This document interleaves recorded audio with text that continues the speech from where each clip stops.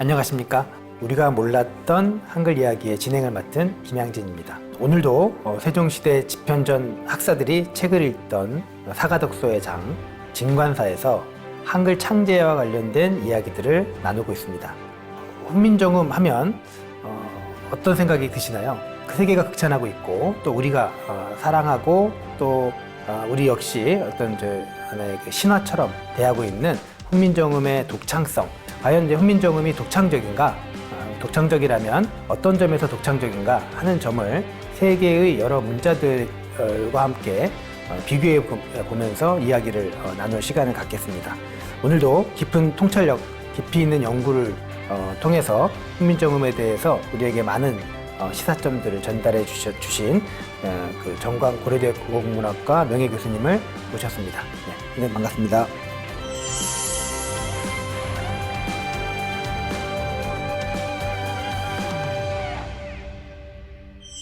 한글은 세계에서 인정받는 그런 문자지요. 또 우리가 한글에 대해서 상당히 사랑할 뿐만 아니라 실제로 전산시킬 때 한글처럼 잘 되는 문자가 없어요. 한글이 얼마나 동아시아 여러 문자에 비해서 우수한가, 이런 것은 많은 전산 작업에서 볼 수 있습니다. 이러는 문자는 아마 세계에서 찾아보기 어려울 거예요. 그렇다고 해서 독창적이냐? 거기에 대해서는 우리가 많은 생각을 해야 합니다.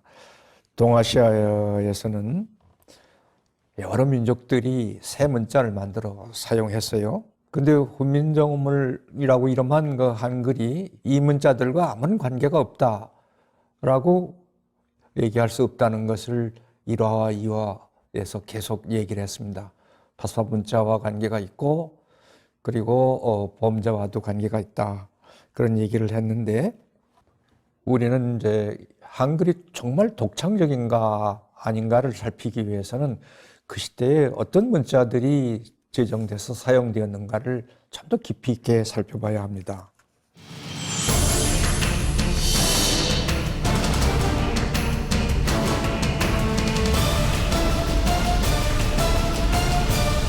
선생님 말씀하신 것처럼 우리 주변에 이미 알려져 있는 많은 문자들이 새롭게 제정되어서 사용되거나 사라졌거나 했는데요. 사실 이 한글 제정 당시에 이 동아시아, 중국을 중심으로 하는 동아시아의 지배 구조와 언어, 그리고 문자 간의 상관관계가 어떠했는지 간략하게 좀 정리를 해 주시겠습니까? 예, 제 3화에서 얘기했던 것처럼 동아시아에는 크게 두 개의 언어로 나눌 수 있습니다.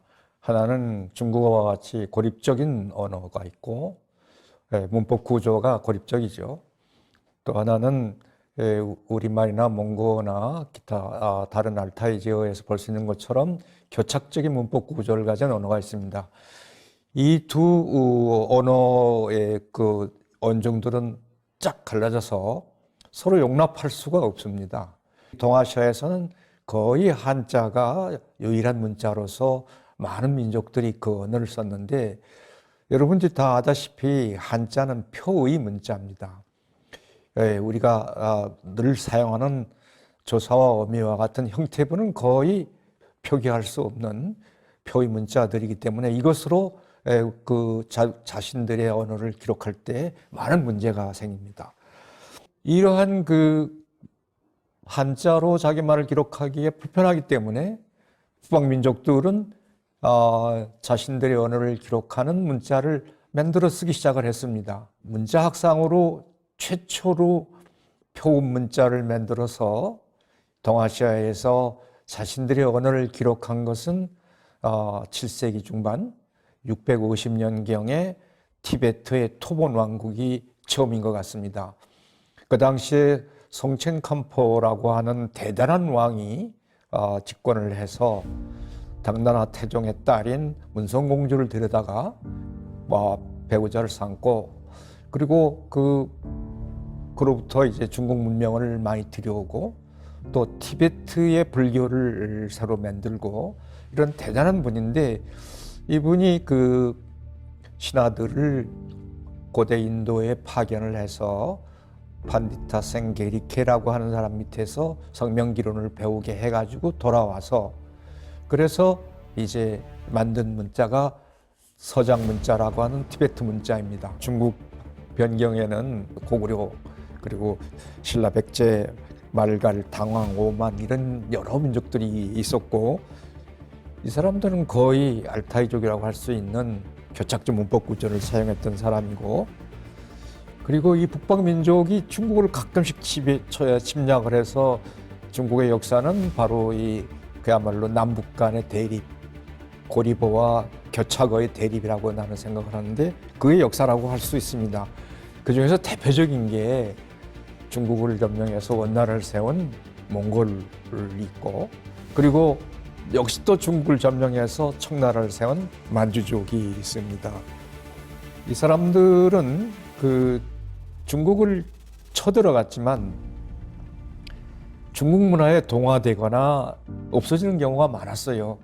그래서 이 북방민족들은 한자 문화에 동화되거나 중국 문화에 녹아버리는 것을 막기 위해서 스스로 문자를 만든 면도 없지 않습니다. 네, 사실 선생님 말씀하신 것처럼 고구려라든지 사실 뭐 발해에서도 아마 그 한자를 변형시킨 문자가 있었다. 네, 그래서 선생님 말씀하신 것처럼 7세기 중엽에 만들어진 그 티베트의 서장 문자가 아마도 동아시아에서 제정된 최초의 이제 표음 문자로 그러니까 어떤 중국 주변의 여러 이제 문자들 중에서 이제 그 먼저 첫 번째로 손꼽힌 것 같습니다. 그러면 티베트의 서장 문자라고 하는 것들이 아까 말씀하시면서 얼핏 인도와의 연관성들을 말씀해 주셨는데 티베트 서장 문자가 어떻게 만들어졌는지를 좀 더 자세히 설명을 해 주십시오. 원래 이 티베트 토본에는 문자가 없었어요. 구담서에 보면은 여기 토본에는 문자가 없었다.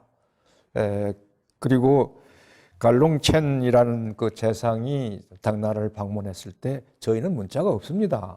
그렇게 얘기를 했어요. 그런데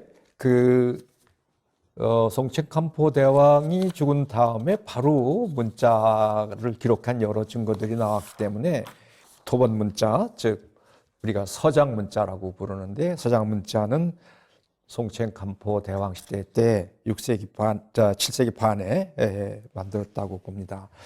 이때 톰미 안누이브가 인도에 유학하고 돌아와서 카스미르 문자와 비슷한 서장 문자를 만들어요.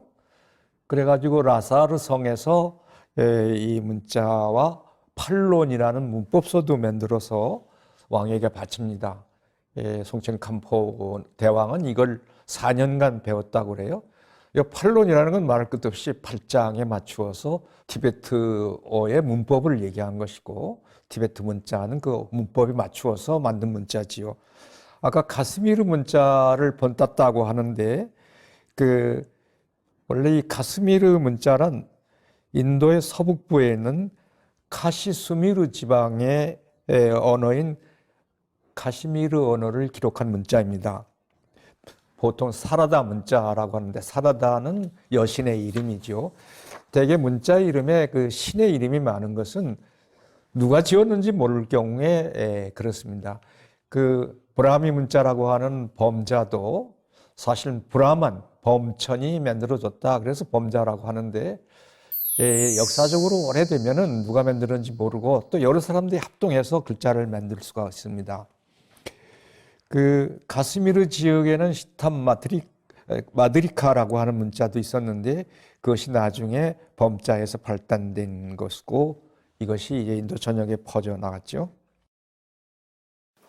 네, 그러니까 고대 인도에서 시작된 파니니의 문법이나 성명 기록과 같은 것들을 통해서 티베트 문자가 만들어졌고 이제 이 티베트 문자, 즉 서장 문자가 또 파스파 문자에 영향을 미쳤고 또 선생님 말씀대로라면 또 이제 파스파 문자에서 한글이 또 영향을 받았고 결국은 훈민정음이라는 이 한글의 초기 문자가 멀리 인도의 음성학에서부터 이제 기초했다는 것들의 한 매개체가 바로 이제 이 티베트의 서장 문자라는 사실을 이제 말씀을 해주시는 거네요. 티베트 문자는 기본적으로 음절 문자입니다. 인도에서 들어온 범자와 같은 거죠. 범자도 자음과 모음이 결합된 음절 단위로 씁니다.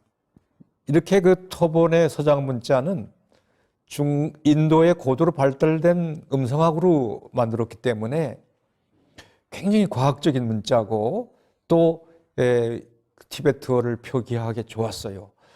티베트어뿐만 아니라 주변에 있는 갈롱어라든지 장중어라든지 이런 언어들도 이걸로 표기를 했습니다.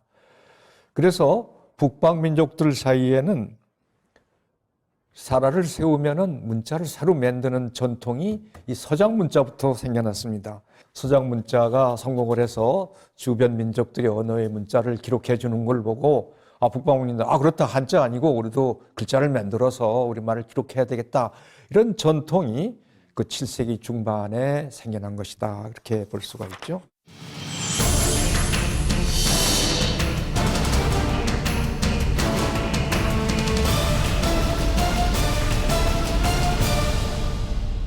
한글이 과연 독창적인 문자인가, 주변 민족들의 문자와 전혀 관계가 없는가에 대한 질문을 바탕으로 그 답을 찾아가는 여정에 있는데요. 지금 말씀하신 티베트의 서장 문자 말고 또 어떤 문자가 한글과 관련이 있다고 할 수 있을까요?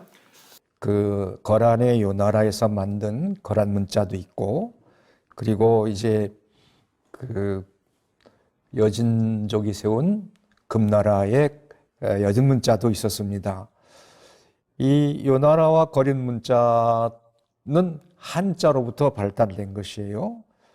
이것은 다 모두 거란을 세운 태조가, 금나라를 세운 그 아구타라는 태조가 만든 문자입니다. 즉 북방민족들 사이에 새 나라를 세우면 새 문자를 제정한다 하는 관례에 따른 것이죠. 거란족이 세운 요나라라고 하는 나라가 이제 한국에서는 그다지 이렇게 뭐 많이 언급되지 않습니다만, 그러니까 중국 역사에서는 말할 것도 없고 세계 역사에도 큰 영향을 준 나라라고 이제 알고 있습니다. 특히 이제 서쪽을 통제해서 중국과 서역의 교통을 이어주는 그러한 이제 그 중요한 길, 이제 그 비단길 같은 것들을 이제 뚫어주고 이렇게 이제 그런 역할들을 해준 나라로 알고 있는데요. 송나라가 좀 쇠약해지니까 여러 그 민족들이 이제 활거하기 시작을 했어요. 그때 이제 몽골 기통의 거란족의 야을 아버지가 원래 추장이었는데 거란족들을 모아가지고 중국의 북방 지역을 통일하고 거기에 나라를 세워서 이름을 요라고 지었습니다. 그런데 이들이 이제 거란족을 이제 제대로 읽으면 기탄인데, 기탄은 중국의 북방 지역을 거의 석권을 했어요. 그래서 많은 나라에서는 중국이란 말 대신에 기타이란 말을 씁니다. 영어의 카세이도 바로 중국이란 놈인데 그것도 그 기탄에서 온 거죠. 재밌는 것은 콜럼부스가 마르코 폴로의 동방경로가 있고 중국에 한번 가야 되겠다, 인도에도 가야 되겠다, 그런 생각을 하고 배를 타고 이제 끊임없이 갔어요. 그래서 중국이 아니라 이제 아메리카 대륙에 도착했는데 콜럼버스는 내려서 그것이 기타이라고 생각을 했어요. 중국이라고. 지금 많은 나라에서 몽고 같은 경우에서는 기타이가 중국을 의미합니다. 그 지금 말씀하신 이제 이 나라에서 어쨌든 중국을 중심으로 해서 사실 세계에 이게 중국을 자기 민족의 이름으로 세계에 이제 동아시아를 알린 그런 이제 그 큰 나라였었던 시절에 이제 새로운 문자를 만들면서 두 가지 문자를 만들었다고 하는 것 같습니다. 그래서 이제 거란 대자, 거란 소자 이런 것들이 이제 언급이 되는데요. 이 거란 대자와 거란 소자에 대해서 좀 더 구체적으로 설명을 해주시겠습니까? 한자를 변형시켜서 이제 거란 문자를 만들 수밖에 없는데, 그 야울라보기가 이제 신채고 5년에 그 한자를 변형시킨 문자를 만들어서 이것을 그 조령으로 반포를 낼 때 돌려불이라는 사람이 이제 중심 역할을 했는데, 한자를 변형시켜서 뜻과 발음으로 거란어를 기록하는 우리나라 향찰 비슷한 거를 그때 만들었습니다. 그러다가 이제 위구르 사절들이 왔는데 그 위구르 사절들을 맞이할 사람이 마땅치가 않았어요. 근데 이제 그 야울 아버기의 어머니 태후가 그 네 조카 진랄이 그걸 좀 똑똑하고 명민하니까 위구르 사절들을 접대하게 해라. 그래서 이제 그 진랄이 위그린들과 이제 같이 지내면서 상당 기간 그 요 나라를 안내합니다. 근데 위구르 사람들은 그때 소구드라는 사람들로부터 문자를 받아요. 이게 소구드 문자라고 하는 건데 이 소구드 문자는 그 아람 문자라고 하는 아라마익 문자라고 하는 거기서 온 것이고 그것은 더 소급하면은 북세 문자로 이어져서 결국은 라틴어나 히라버나 영어와 같은 계통의 말입니다. 그래서 소고도와 위그르 문자의 첫 글자는 AB로 시작을 합니다. 왜 지난 1화, 2화 때에 한글이 첫 글자인 걸 여러분 기억인 걸 왜 모르십니까? 라고 하는데 이렇게 문자는 같은 계통이면은 첫 글자가 같아요. 그런데 그 위그르인들은 그런 표 문자인 그 소구드 문자를 들여다가 위그르 문자를 쓰고 있어서 진랄이 그거를 보고 야 저런 문자도 좋겠네. 그래서 좀 더 표음적인 문자를 만듭니다. 그것을 거란 소자라고 하고 맨 처음에 돌려불들이 만든 것은 거란 대자라고 해요. 여기서 표음적이라는 말은 뭐냐 하면 뜻 글자는 안 쓰고 그리고 되도리면 표음적 발음 표음 문자로 한자의 발음만 갖다 썼다 그런 얘기죠. 거란 대자와 소자를 왜 만들었냐 하는 것은 이제 지금 얘기한 대로 향찰에서 석덕 글자, 음덕 글자 이런 것으로 나눠졌던 것처럼 음독을 많이 하느냐, 석독을 많이 하느냐에 따라서 대자, 소자로 나눈 것 같습니다. 근데 이 거란 문자에 대한 해독은 지금 많이 이루어지고 있지만 늘 그 벽에 부딪히는 것이 우리가 거란어를 완전히 모릅니다. 몽골 계통의 한 언어였는데 이미 요 나라가 망한 후에 그 유적들은 뿔뿔이 흩어졌고 그리고 그 사람들은 현지에 가서 또 다른 언어와 접하게 살면서 언어를 잃어버렸기 때문에 그 거란 문자의 해독에는 거란어를 먼저 제고하고 그 다음에 그 문자를 연구하는 거기 때문에 어렵습니다.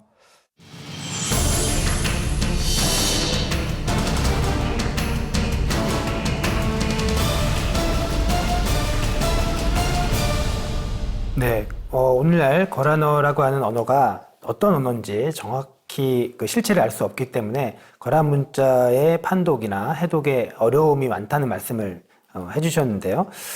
좀 언어를 알지 못하는 문자라고 말을 하니까 마치 이제 좀 비밀 코드를 해독해야 되는 이제 그런 어려움이 있을 것 같습니다. 이제 거란 문자 다음에 여진족이 세운 금나라도 세 나라인 세 문자의 원칙에 따라서 그 여진 문자를 만들었습니다. 원래 동여진의 안추로 완안부의 추장이었던 아구타, 한자는 아굴타라고 쓰는데 아구타가 닝구타 지역에 연고탑이라고 얘기하는 그 지역에서 이제 나라를 일으켜서 요를 멸하고 그리고 금을 세워서 황제가 됩니다. 이 사람도 역시 요 나라의 거란 문자를 본받아서 새 나라의 새 문자처럼 여진 문자를 만들게 해요. 완안휴윤이라고 하는 중국인에게 본명은 원래 곡신입니다. 중국 사람이라 해서체인 한자를 조금 변경시켜 가지고 여진자를 만들게 해요. 이것이 여진 대자인데, 근데 그 당시에 금나라 사람들은 황제가 만들어준 여진 대자를 잘 쓰지 않았어요. 계속해서 거란 문자를 썼습니다. 거란 문자가 이미 익숙하고 많이 알려졌기 때문에. 그래서 금나라의 휘종, 야마게 5대인가 한 황제인데, 그 휘종 황제가 그 여진 문자를 좀 더 고쳤어요. 그러니까 쉽게. 그래서 이제 이걸 공표하면서 여진자를 써라라고 이제 명을 내리죠. 휘종 때 만든 것을 여진소자라고 합니다. 뭐 같은 방법이에요. 한자를 빌려 쓰니까 음독자를 많이 쓰느냐, 속독자를 많이 쓰느냐, 그런 것에 의해서 이제 달라지는 거죠. 소자가 되고 대자가 되는데, 어떤 것이 여진 대자인지 여진 소자인지 아직 잘 밝혀지지 않았습니다. 여진 소자와 여진 대자의 해독도 여진어감이 없어진 말 중에 하나고, 또 제거하기 힘들기 때문에 역시 거란 문자처럼 해독이 어렵고 또 이해도 힘듭니다.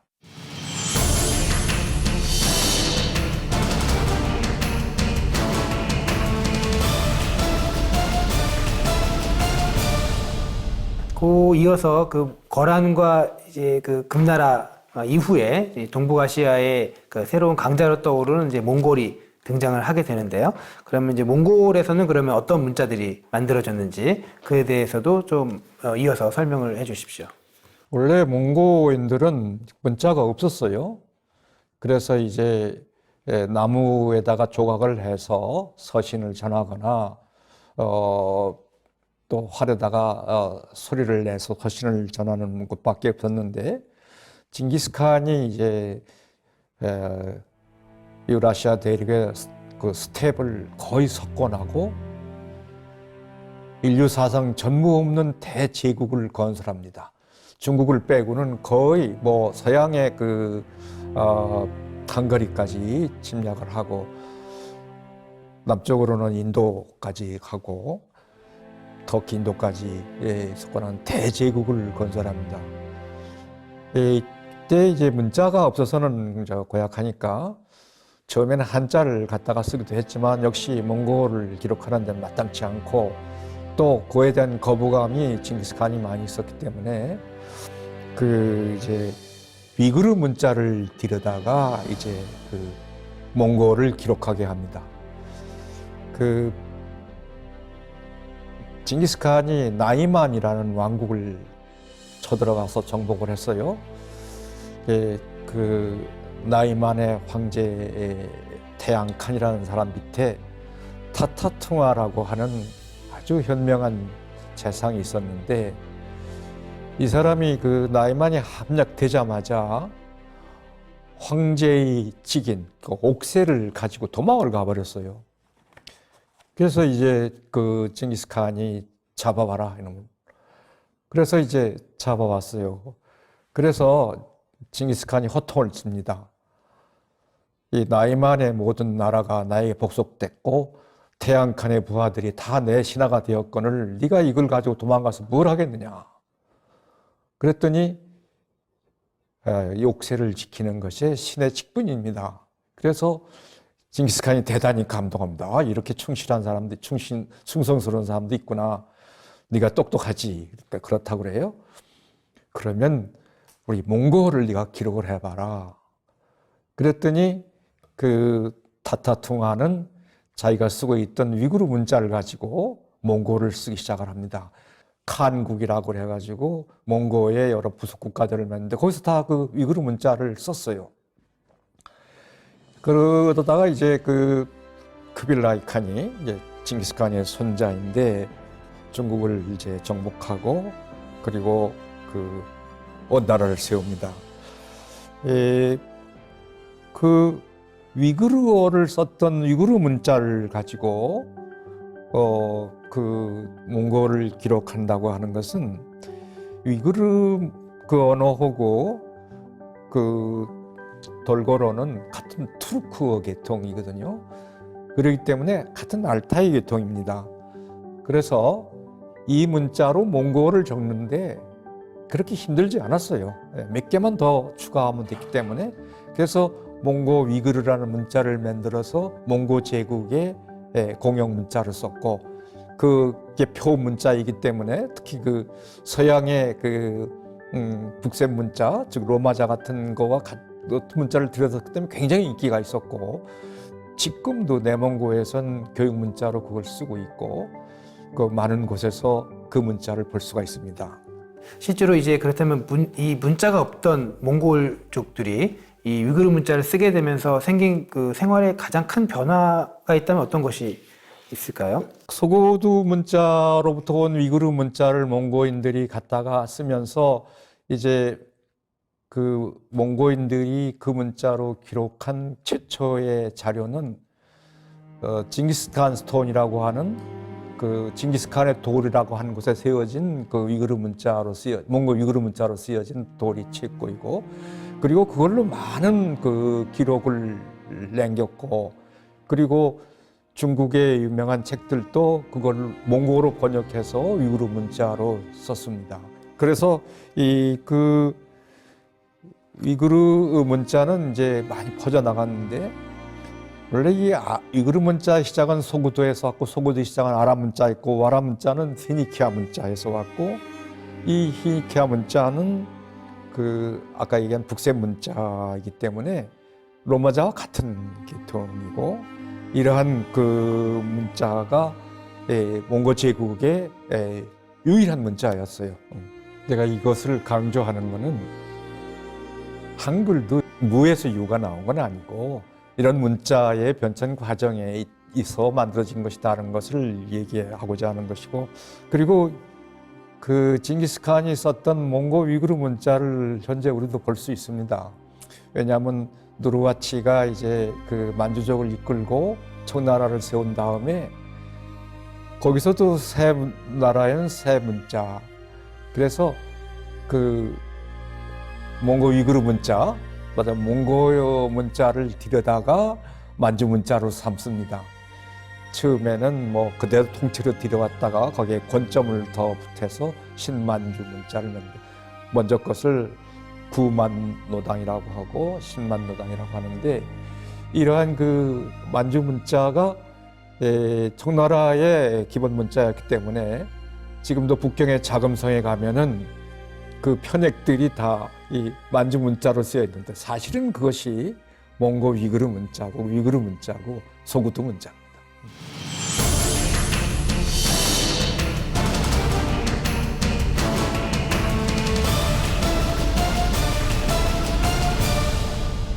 징기스칸이 타타퉁화를 통해서 몽고 위구르 문자를 만들었는데, 그 직후에 바로 이제 또 원나라에서는 또 다른 문자가 또 만들어집니다. 그래서 원나라 제2대 황제인 이제 쿠빌라이 칸이 주도가 돼서 이제 새로운 문자가 만들어지는데요. 여기에 대해서 선생님께서 계속 이제 이 문자가 바로 이제 훈민정음과 직접 연결이 되어 있다 말씀을 해주셨기 때문에 그 문자에 대해서도 좀 말씀을 해주셔야 될 것 같습니다.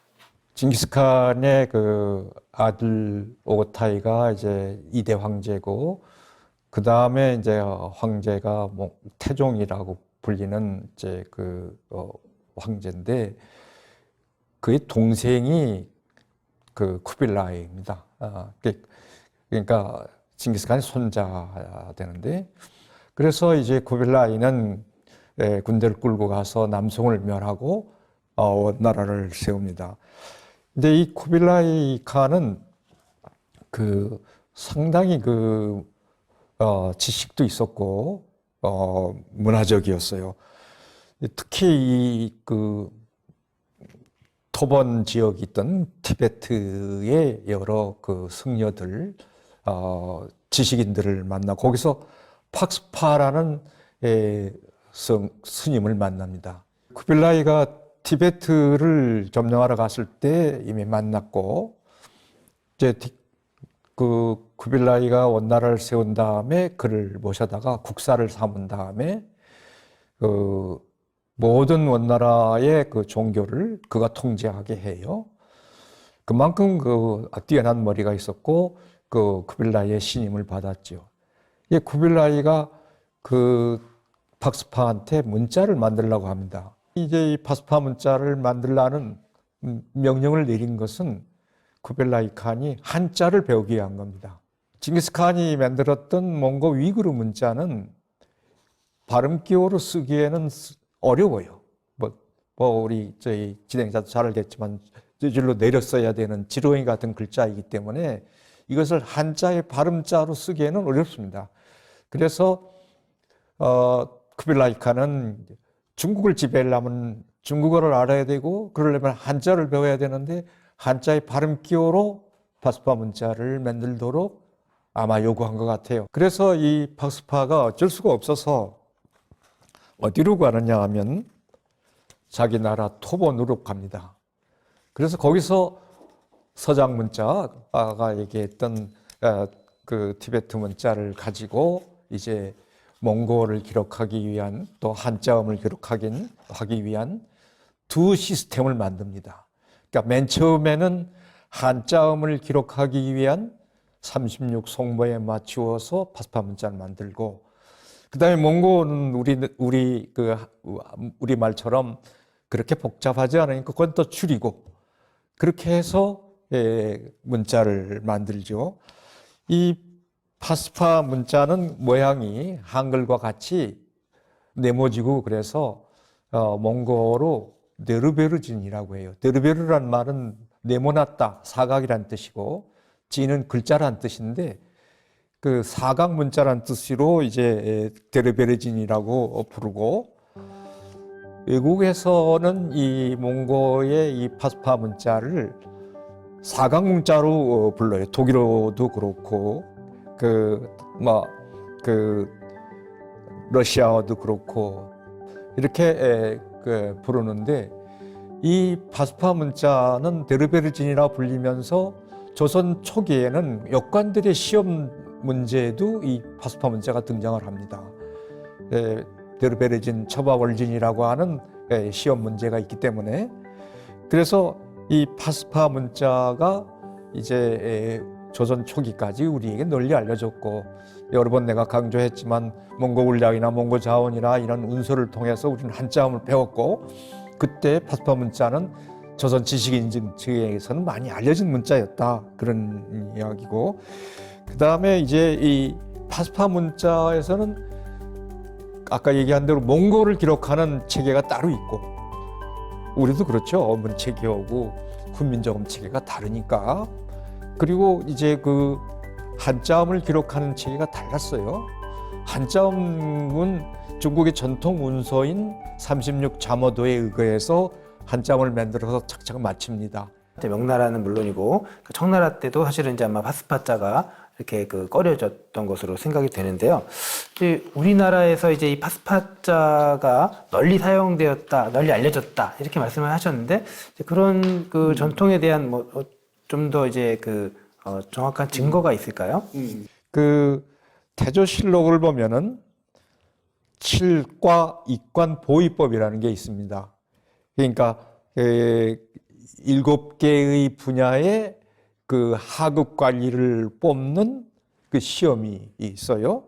거기에 보면은 외국어를 시험하는 역관에 몽고를 담당하는 역관, 몽고 역관을 시험에서 뽑을 때 자양에 능통하거나 위그르자에게 능통하면 제1과다, 그렇게 돼 있어요. 여기서 자양은 그럼 뭐냐? 외울 자는 몽고 위구르 문자인 건 뭐 확실하고, 자양이라는 거는 파스파 문자를 말하는 겁니다. 그 몽고 자를 쓸 수가 없었어요. 그래서 이 둘을 다 알면 1등이고, 그리고 오로지 위구르 문자만 알면 그건 2등이고, 그리고 몽고를 잘하면 합격시킨다, 이렇게 돼 있어요. 그러면 벌써 이 태조 때부터 조선 초기부터 이 몽고란 말은 그야말로 금기어였죠. 더군다나 그 당시에는 주원장이 통치하던 때가 바로여서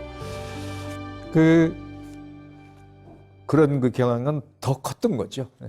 훈민정음이 파스파자에게서 이제 영향을 받았을 어떤 이제 개연성을 말씀해 주시면서 한편 그 당시에 파스파자라는 단어가 이제 금기시됐던 그런 상황들을 또 일목요연하게 설명을 해 주셨습니다.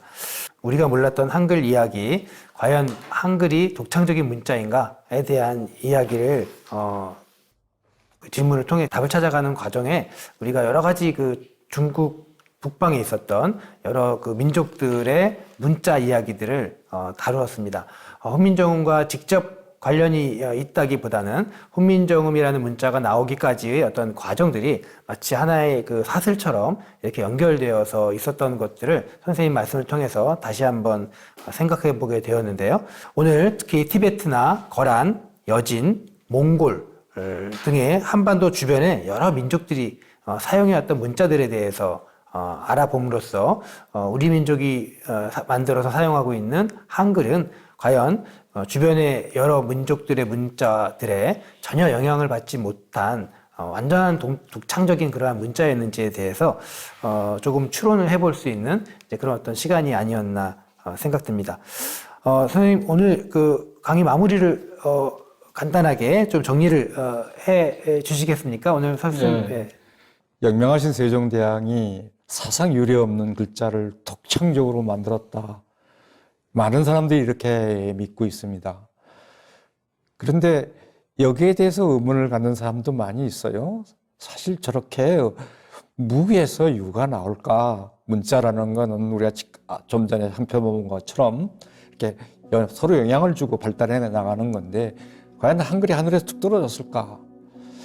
특히 내가 주목하고자 하는 것은 그 세종이 훈민정음을 만드는 그 시대에서 불과 170여 년 전에 만들어졌던 파스파 문자. 이것은 고려 후기와 조선 전기에 많은 식자들이 알고 있던 문자예요. 왜냐하면 한자의 발음 기호로 파스파 문자가 사용이 됐기 때문에 한자음을 배우기 위해서 많은 지식인들이 그 파스파 문자를 배웠고 그것이 이제 그 훈민정음 창제의 직접적 동기가 된 게 아닌가 그런 생각을 해요. 다만 한 가지 중요한 것은 이미 그 중국에서는 명나라 때에서는 파스파 문자가 없어진 문자고 또 몽고 역관 중에서는 파스파 문자를 잊어버린 사람도 있어요. 안 쓰던 사람도 있었어요. 그럼에도 불구하고 훈민정음 제정에 영향을 줬다라고 생각하는 것은 그 당시에 한자음을 배우기 위한 많은 지식인들이 파스파 문자에 의존을 했기 때문에 그 점을 우리가 주목하고자 한 것입니다. 우리가 몰랐던 한글 이야기 다음 시간에 더 흥미롭고 재미있는 이야기로 찾아뵙겠습니다. 오늘 훌륭한 강의를 해주신 고려대 명예교수 정광 선생님 수고하셨습니다. 오늘은 여기서 마치겠습니다. 감사합니다.